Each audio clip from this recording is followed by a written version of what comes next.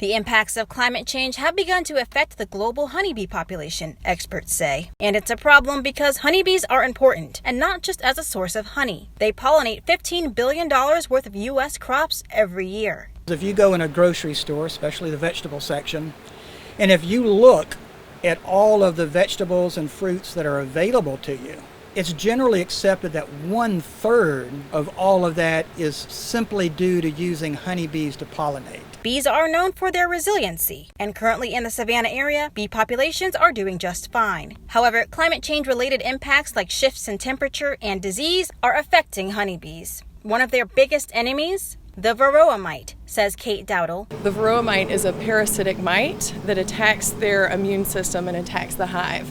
And this climate change, the warm, humid weather, is just allowing them to thrive.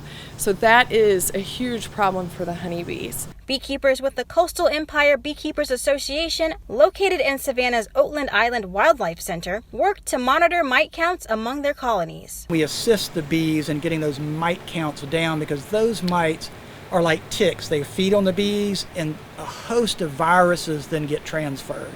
And those viruses can destroy a colony. Longer periods of heat can mean more weeds and bugs and could lead to an increased use of pesticides and herbicides. The neonicotinoids found in some herbicides can harm the bees. The neonicotinoids cause them to have a dysfunctional navigation system.